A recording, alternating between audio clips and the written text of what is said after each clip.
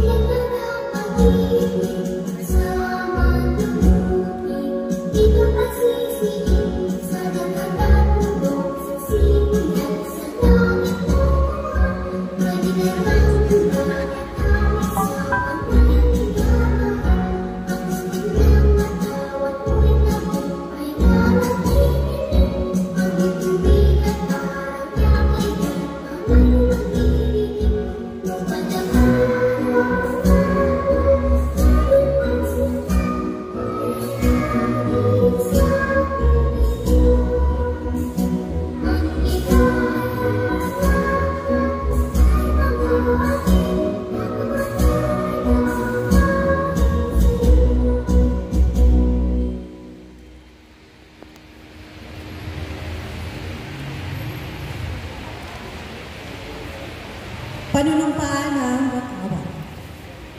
Sa Watawat ng Pilipinas. Ako ay Pilipino. Buong katapatan nanunumpa sa Watawat ng Pilipinas at sa bansang kanyang sinasagisan na may dangal, katarungan at kalayaan na pinakikilos ang sambayan ng makadiyos, makakalikasan, makatao at makabansa. Sino panunumpa?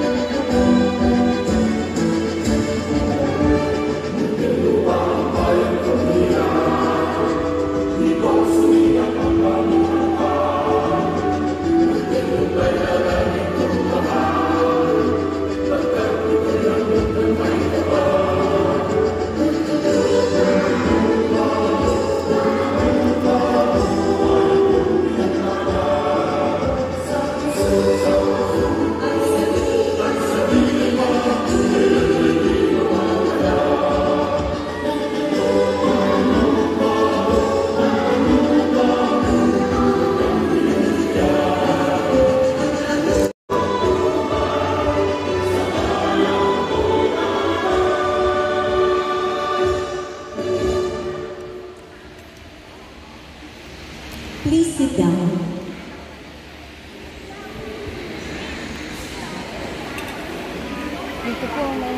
For the welcome address, may I call on Elizabeth Reyna Asentista.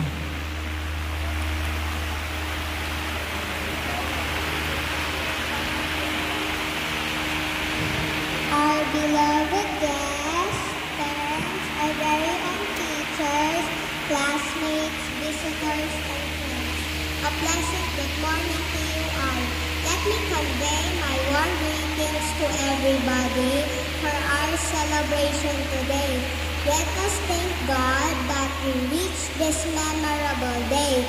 So welcome to you all. Thank you, Raina.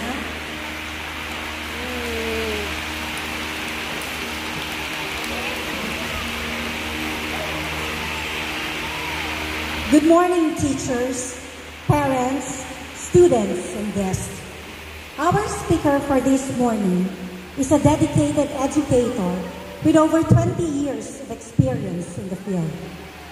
Born and raised in Tondo, Manila, he graduated with a degree in secondary education from the Universidad de Manila and is currently pursuing his master's in educational management.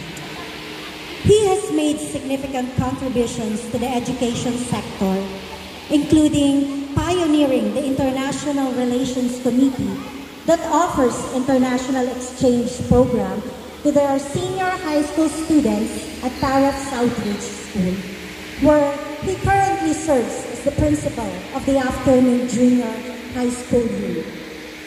He has also worked as a content writer and senior trainer for the K-12 Social Studies curriculum, trained teachers nationwide, and authored textbooks on Asian history and Araling Panlipunan. Beyond his professional achievements, he is actively involved in various community initiatives, serving as a motivational speaker, chartering a Rotary Club, and managing social media platforms dedicated to assisting teachers' professional growth. Ladies and gentlemen, our guest speaker, Mr. Melchor Cabo, Principal of Taraf Southridge Afternoon School. Thank you, Ms. Matias. And magandang umaga po sa inyo lahat. Yan. I'm a bit surprised to see that we have cute little kids in front of me. I'm not used to talking to young kids kasi baka matakot sila sa sobrang laki ko, no? But anyway, Jollibee is here today. Good morning, kids. How are you? I say once again, good morning, kids. Ayan. So to the officers of the school, to the teachers, to the proud parents, to their family members, and to you, our dear students, a pleasant morning to everyone. Today is truly a day of celebration because the students who exemplify excellence this school year are given this recognition.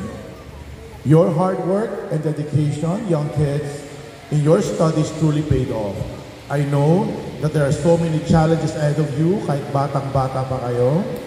No? And your parents, your dear school, will be here to help you and guide you. And let me share to you a little story of a young boy. Do you want to hear a story? Do you want to hear a story? Okay, so it's a story of a young boy who worked towards achieving his dreams and staying strong, motivated, and determined despite of the many challenges that life throws at him. Hindi siya yung tipo ng estudyante na gugustuhin ng teacher. And sa loob ng classroom, madaldal siya at lagi siyang napapagalitan at nasusulat sa noisy ng mga classmates niya. At natatawag lagi yung atensyon ng kanyang mga teachers. When he was in grade 4, ang sabi ng teacher niya, alam mo paglaki mo, pwede kang maging barker sa kanto at magtawag ng jeep. Yung pagpupunta ng service road, halimbawa, gano'n. Yun lang ang magiging future ng batang ito dahil sobrang daldal at sobrang ingay niya sa classroom. Fast forward, when he was in high school, nakita ulit siya ng teacher niya nakikipagdaldalan sa mga klase sa corridor. But sabi ng teacher, alam mo na pakadaldal ng bata, halika nga rito, tuturuan kita na sumali sa balagtasan, magtalumpati at sabayang magbigkas dahil sayang naman ang lakas ng boses mo. Sa mga magulang at mga guro, anong pinupunto ko dito? Gusto kong sabihin na malaki ang impact ng teachers sa buhay ng bawat estudyante na pumapasok sa loob ng classroom. In this case, with these young kids, we can make or break their future.